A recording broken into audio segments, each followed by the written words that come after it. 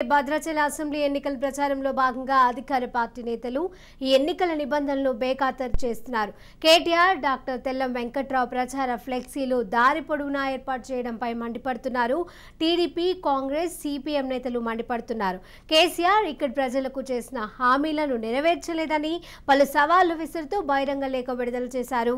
గత 10 సంవత్సరాలుగా రాష్ట్రాన్ని పరిపాలిస్తున్న కేసీఆర్ భద్రాచలం రామాలయ అభివృద్ధికి ఇస్తామన్న 100 కోట్ల నిధులు ఇంతవరకు ఇవ్వలేదని అన్నారు. ప్రతి ఏటా వచ్చే వరదల నుంచి శాశ్వత పరిష్కారం కోసం 1000 కోట్ల రూపాయలతో కరకట్ట నిర్మాణం చేపట్టి ఇక్కడి ఇండ్లు, పంట పొలాలు, కాలనీలను వరద ముంపునకు గురి కాకుండా కాపాడుతామని ఇచ్చిన హామీ అటకెక్కించారని అన్నారు. వాటన్నిటికీ సంబంధించిన స్పష్టమైన హామీని రామాలయ సన్నిధిలో కేటీఆర్ ప్రకటించాలని డిమాండ్ చేశారు.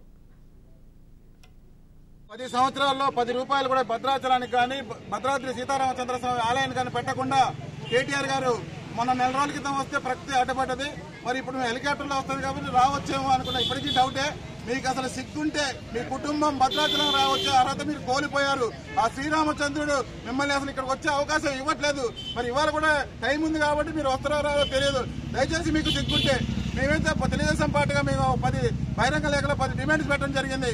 వాటిని వెంటనే తీర్చాలి. లేని పక్షంలో ఈ భద్రాచలంలో శాసనంగా రాముల వారికి ఇస్తున్న 100 కోట్లు, భద్రాచలానికి ఇస్తున్న 11,000 కోట్లు, 1100 కోట్లు ఇచ్చే వరకు ఈ భద్రాచలం డివిజన్ లో మీ పార్టీ గెలవదు. మీకు ఒక్కళ్ళు కూడా ఓటేయరు.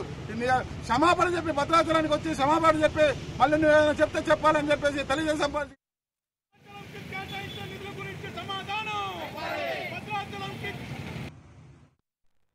డివిజన్ తరఫున ఒక బహిరంగ లేఖ విడుదల చేస్తా ఉన్నాం. మరి గతంలో ముఖ్యమంత్రి కేసీఆర్ గారు ఇచ్చిన హామీల్ని కనీసం వాళ్ళ కుమారుడైన కేటీఆర్ గారు ఈ రోజు వచ్చి ప్రకటించాలని తెలుగుదేశం పార్టీ మరియు కాంగ్రెస్ డిమాండ్ చేస్తా ఉన్నాం. దాంట్లో భాగంగా ఏదైతే రామాలయ అభివృద్ధికి 1000 కోట్లు ఇస్తా ఉన్నారో ఆ 1000 కోట్ల రూపాయలు మరియు భద్రాచలంలో ఏదైతే మరి కరకట్ట పొడిగించి బోర్డర్ దాకా అంటే కొనవరం బోర్డర్ దాకా పొడిగించి కరకట్టను వెడల్పు చేసి మరి వాటి నిర్మాణం చేపట్టాలని, అట్లాగే ముక్కోటి శ్రీరామానికి అయ్యే ఖర్చుని రాష్ట్ర ప్రభుత్వం భరించాలని, అట్లాగే భద్రాచలం ప్రాంతంలో రైతులకి 24 గంటల కరెంటు మరి రాష్ట్రం మొత్తం ఇస్తా ఉన్నారు, ఇక్కడ లేదు కాబట్టి ఆ 24 గంటల కరెంటు భద్రాచలం పట్టణ శివారు రైతులందరూ కూడా ఇవ్వాలని తెలుగుదేశం పార్టీ బహిరంగ లేఖ ద్వారా